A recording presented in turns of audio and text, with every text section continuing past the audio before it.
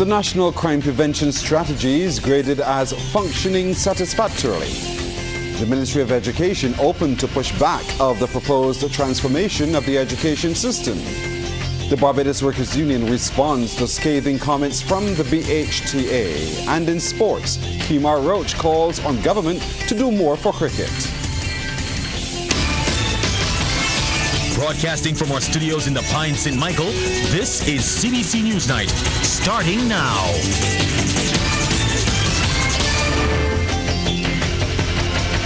Good evening, I'm Pearson Bowen. Minister of State in the Office of the Attorney General with focus on crime prevention, Corey Lane, is satisfied with how the national crime prevention strategies have been functioning. He says they've been using multifaceted approaches to stem crime. He gave the assessment this morning as the Less Violence, More Peace, More Hope program visited the Frederick Smith Secondary School. It's an initiative of the Tyrese Caesar Foundation against gun violence. I am quite satisfied with each of the pillars. We look at public education and behavioral change. We've been working through a number of sport initiatives. I know you've heard about the Guns Gone, Gloves On. We had a very successful tournament in the New Orleans. We just launched one in Bush Hall. We're going up to St. Lucie next. So we had Love and Unity. We're now having One Love, and then we can have Bring Back the Love. I had some discussions with the Minister of Sports also. So Barbados, I want to put you on notice for a big tournament, very big tournament, big national tournament, something like what we had in the past. That's all I would say on that right now. The other programs, Flip the Script, where we're working with a number of at-risk youth. Their aftercare program continues to go weekly on Saturdays. I've seen the pictures, I've seen the videos, I've seen the reports. I'm satisfied with that as well. Minister Lane also spoke about other elements of the program that are set to come on stream soon. There are a number of legislative changes that I do believe that we need to get some pace with, and those have been submitted and some will be submitted. One of the things that I want to have launched before the end of this month, though, is the National Community Parenting Program. We're working to roll that out with Parados and a number of other organizations, and just tomorrow we're having a meeting with all the drug stakeholders in Barbados. And ladies and gentlemen, this still is just a sample of what the program is doing. Barbadians, through an inspiring book about veteran musician Sir Emil Stricker, have been given an insider's look at his life and stardom. The book, My Island and Me, was launched at Elaro Court during the night of prose, poetry and performance hosted by the National Cultural Foundation. Sir Emil, who was the lead singer of the hit band The Merry Men, produced masterful lyrics in his time, setting Barbados on the map in the music industry. His contributions were recognized as tributes were made from a wide cross-section of his community of his music touched. Prime Minister Mia Motley, reminiscing on her younger years, says there was more local music played then. She remembers times buying records of Sir Emil's music and the joy the music brought. Mr. Motley says many don't appreciate the socio-cultural history of the region has largely been captured through the lyrics of our music. Whether it was the Merry Men, whether it was the other artists who have called here today, whether it was Peter Tosh and Bob Marley and Toots and the Maytals, and we can go on, whether it was the Mighty Sparrow or Lord Kitchener, you can tell and have an entire history lesson on what the Caribbean was and what the relationships were just purely by an analysis of the lyrics of the region. And I've never quite understood, and maybe they have done it since then, but I've never quite understood why we have not chosen to elevate Caribbean literature as a reflection of not only the written word in books, but a compilation and an analysis of the written word in song. Sir Emil's grandson, Copeland Stricker, says his grandfather's music transcended generations, noting his lifetime of work was to make people happy.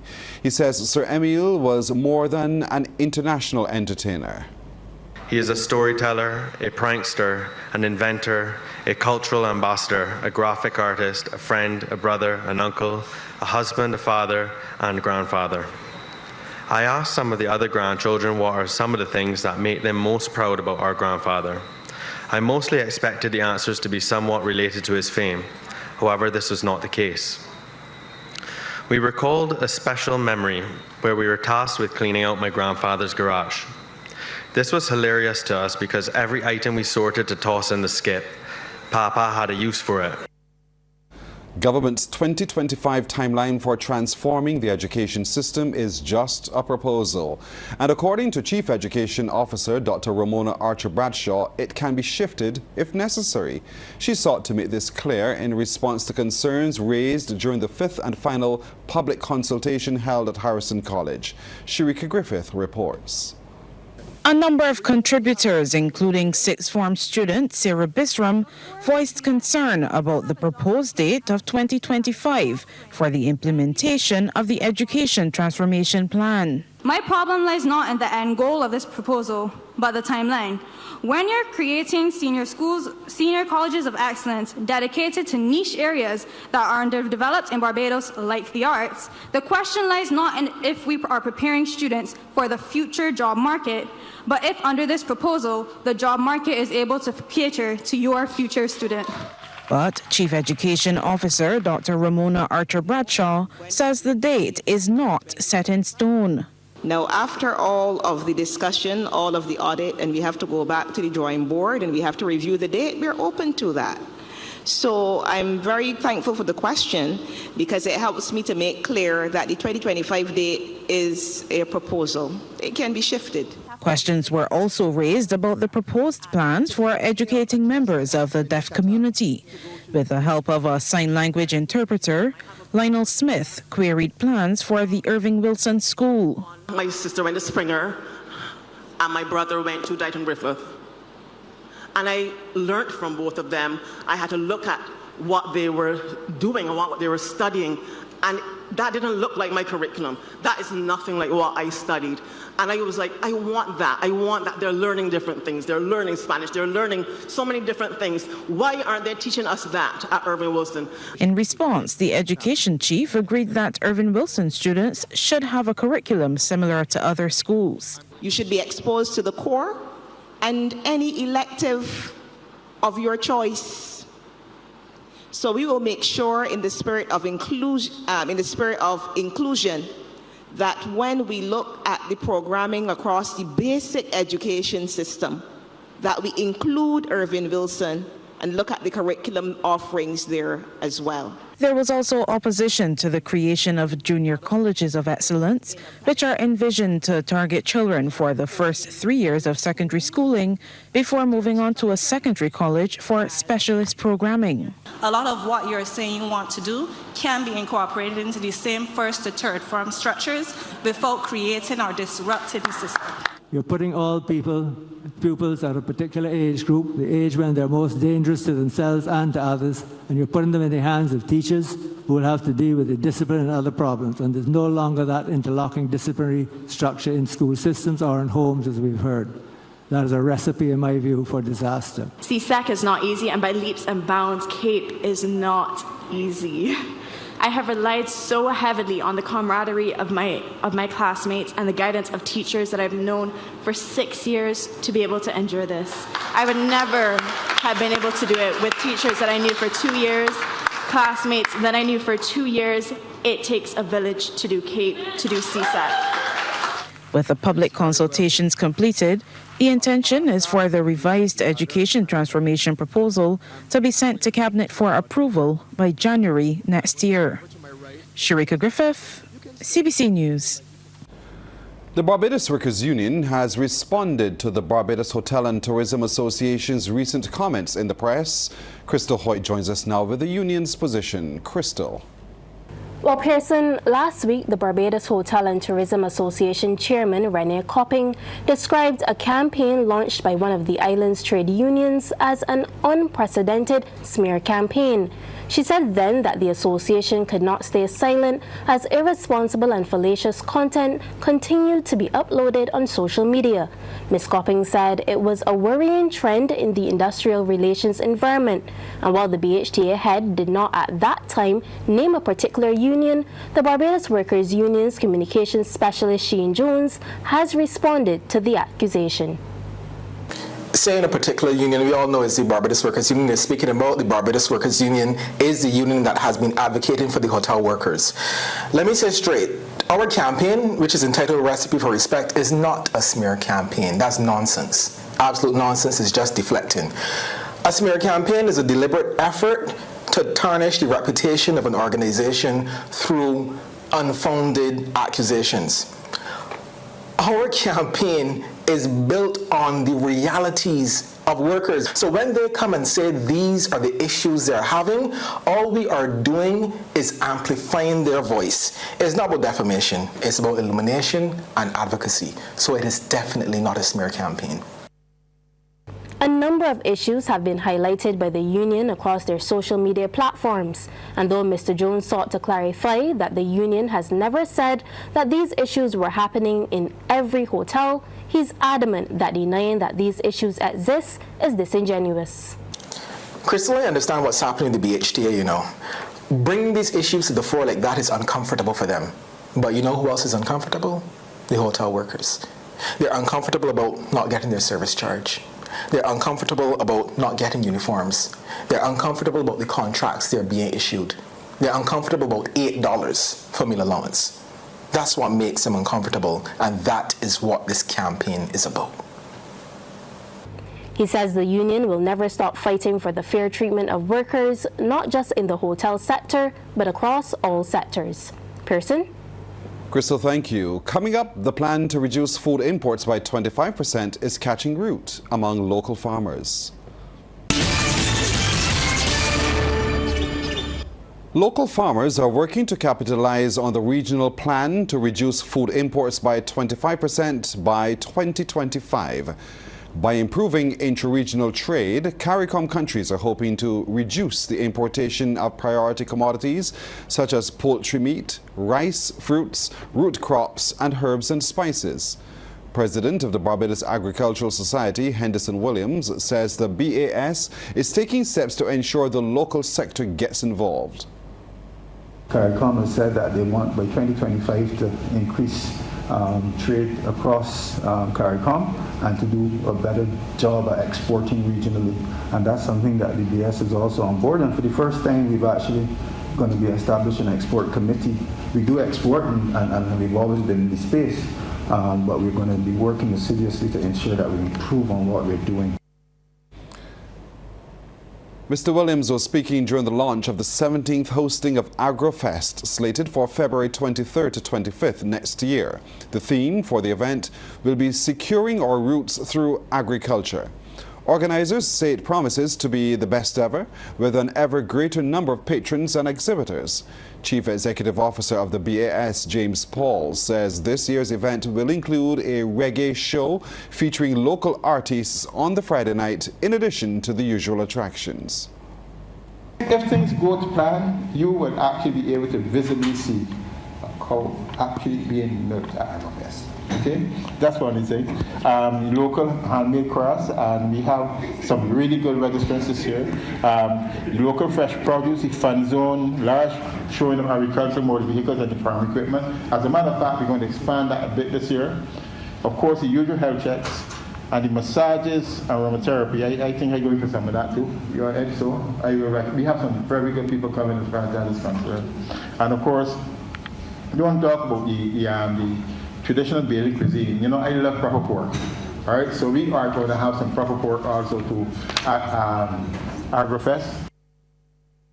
The United Nations Conference on Trade and Investment and Development, UNCTAD, has announced the organization will be launching a dedicated framework and platform to deliver technical assistance and capacity building to small island developing states, including Barbados.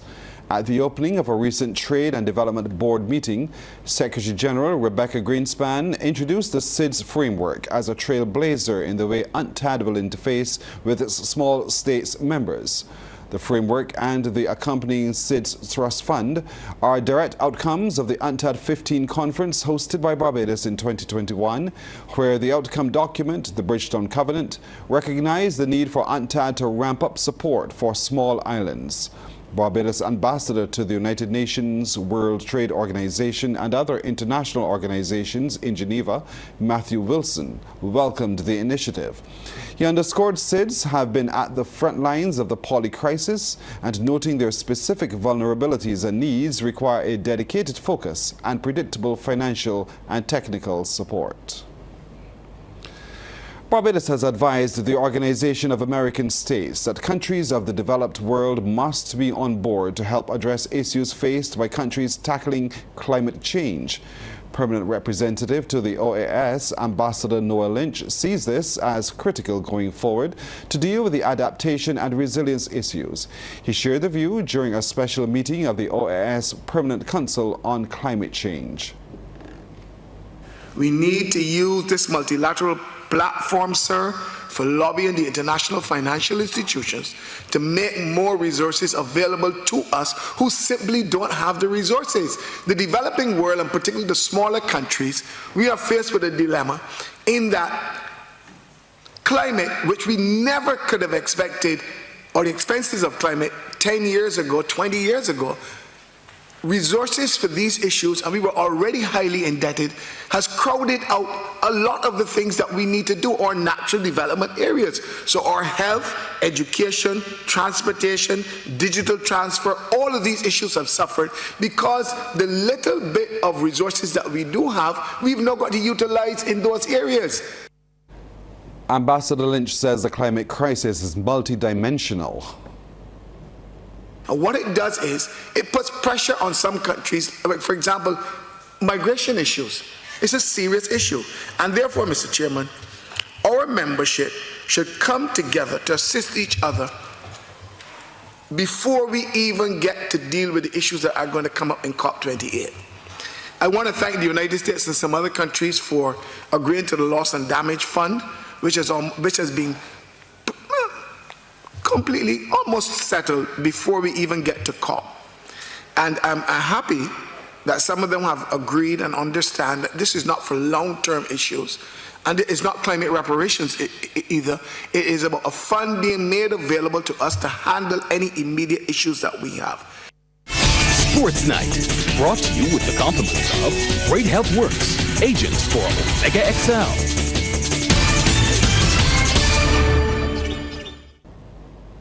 Time for the action now with the action man, Mark Seal. Mark, good evening to you. Never heard that one before. Very good evening. West Indies fast bowler Kemar Roach has called on government and the Barbados Cricket Association to put more financial investment in cricket on the island. Roach, currently the most experienced West Indies pacer, was speaking on the Beyond the Boundary podcast. He says the sport in Barbados has not progressed since he burst into the international scene back in 2009.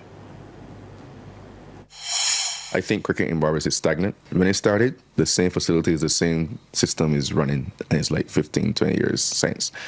And I think that more infrastructure needs to be put. People need to come together and have serious discussions about basically Barbados' biggest sport. I think the government has a major role to play.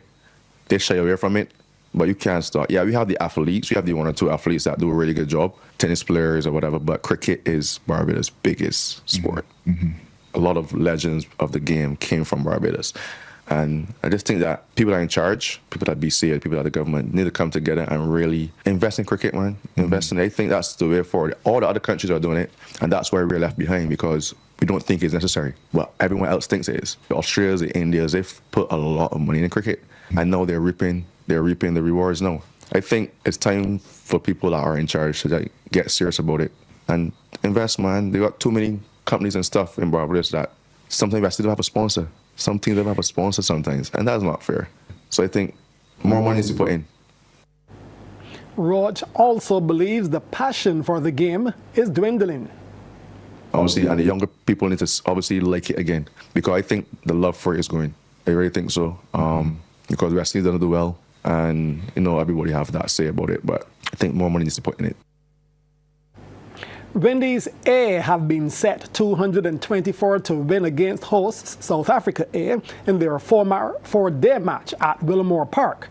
Resuming on day 3 in their second innings on 3 without loss, trailing by 24 runs, South Africa A were dismissed for 250. Skipper Neil Brand was the top scorer with 104, while Hakeem Jordan took 3 for 58. Scores in the match: South Africa A 287 for 9 declared and 250. Windies A 314 for 9 declared, and at stumps there were 8 without loss. That means they need a further 216 to win on tomorrow's final day. The Business Report, brought to you with the compliments of Republic Bank. We're the one for you. In tonight's Business Report, an opportunity for small entrepreneurs to push their products. It's the new business initiative for small businesses at the Grantley Adams International Airport. Chief Executive Officer Hadley Bourne tells the Business Report the response has been overwhelming. The legacy concessionaires, as you speak about, are the ones who were here prior, and yes, they've been doing a thriving business. It is more of the local entrepreneurs that we are looking to really promote, and the small businesses. And this was an initiative that was previously conceptualized by Senior Minister Simmons when he was the Minister of Tourism and International Transport, but it would have died a natural death due to COVID. But since the return to traffic and public and travel, I said it's an initiative that we should re-energize and also expand. Well, Santia Jones of Santi's Popcorn says it is a great opportunity for her operation. Santi's Popcorn brand is pushing an experience whereby we engage our customers, we tell about our country, encourage them to come back home. Up to yesterday, I had a Cuban passenger and he was so happy with the level of service, and he encouraged me to keep going. At Blossom Miss Cosmetics, it is not all female. Men are catered to as well. Manager Ronell Brathwaite gave details. It's a great initiative. It actually opens up us to international clients. It provides employment for us and both other people, because we do have staff, and we also carry some products for other small businesses, so that actually gives them the opportunity for exposure. Barbados is being promoted as a global financial center. Chief Executive Officer of Invest Barbados, Kay Ann Greenwich, has outlined some of the benefits of investing in the country as she welcomed the Scotland Trade and Investment Mission to Barbados. During the next few days, you will learn that beyond our beautiful beaches and warm weather, for which we are well known, a warm and welcoming investment climate awaits. Barbados has much to offer, and as we at Invest Barbados defined our vision and embarked strategically on our schedule of activities for the coming year, we do so fulfilled and knowing that with the support and collaboration of partners like the Department for Business and Trade and the Renfrewshire Business Network, that we will make use of the trade and investment opportunities available in our respective territories while continuing the growth and prosperity of business and development within each market.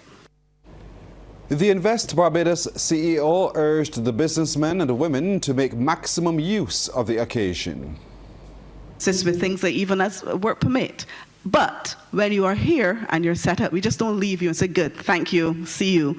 No, we actually provide what we call an aftercare program, where any questions you have while you are operating in Barbados, whether it is for 5 years, 10 years, or really and truly what you will do 30, 40, 50 years, we are still here as Invest Barbados to provide that aftercare to you. This is our mandate, and this is the service that we provide. So please, feel free to utilize us and my team that is here. As promised, Mark is back with a whole lot more in sports. Mark. Yes, I did promise volleyball. Harrison College girls will be defending their senior school's title after booking a place in the final. They handed the St. Michael's School a semi-final defeat on their home court. CBC's Anne-Marie Burke takes a look at the game. One step closer to a place in the final, the girls from Harrison College in the gold and maroon took a trek to Martindale's Road to face off with the SMS Cougar girls of the St. Michael's School. And as you can see, knowing it was the business end of things, both teams were laying it all on the line. And on this return, that should have been a free ball. Instead, it was a point. Destiny Lane then delivered an ace as the college girls staked claim to the first 5 points of the game.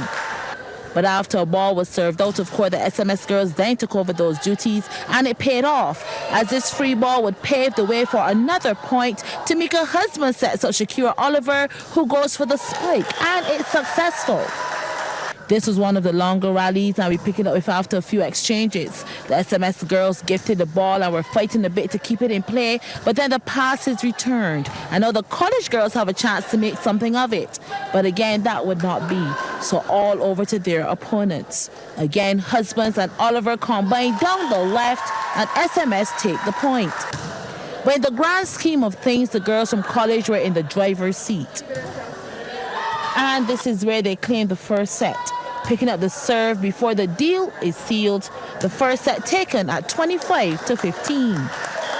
Into the second, and the college girls picked up where they left off. Elise Carallo goes for the dink, and it was effective. Here they go again. The college girls had all hands on deck, and this time it was Zedanis Canterbury at the net. SMS has the serve on display. The college girls pick it up, set up, and against Canterbury comes in hot. But the SMS girls were fighting much harder in this set and were pushing for more points, although the college girls were far from making it easy. But their cause was helped with some errors like this returned into the net. The scoreline was much tighter, and this ace added to it compliments Christina Gittins. And guess what? Before we could blink twice, the game was as tight as it could get. Nicely saved, and Cougars maintain control. It's passed over to college now, looking to capitalize, and they go for it, but it's out of court, and with that we are locked 23-all. The SMS supporters dancing in triumph. So how would this swing? Gittins serves. It's picked up in backcourt, and enough is done for it to be a free pass. Cougars go at it, looking to set it up on the left, and Oliver looks to spike, but it's into the net. College with the edge, 24-23.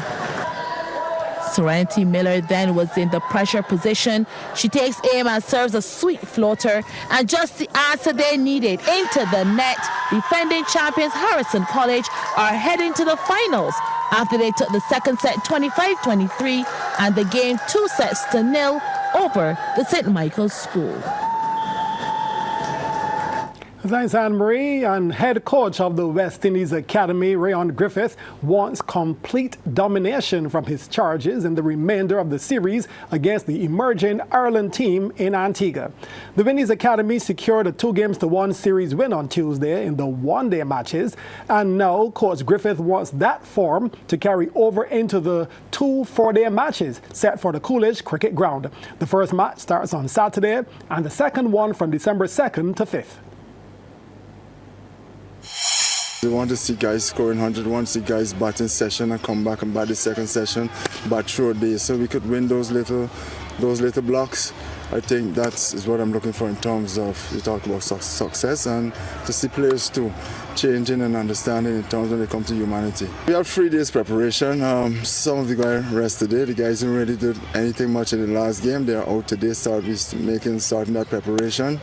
But my expectation is for them to come out back and play some good cricket and try to let us dominate in this series. What I've been saying, trying to dominate the series, is for us to be disciplined in terms of our process. And on reflection, Griffith said they should have swept that one-day series, but it was a learning curve. 2-1, I thought it was a good series after losing the first game. In the first game, we had them on the run, which we were dominating the game. But having said that, I thought we allowed things to slip and slide, and we lost that game that we shouldn't have lost. But it's good to see that the young players showed that courage and had the mindset to come back and win the last 2 games. And that's our time tonight. Thank you for spending it with us. I'm Pearson Bowen. For the crew, to all of you, good night. By God's will, we'll see you tomorrow.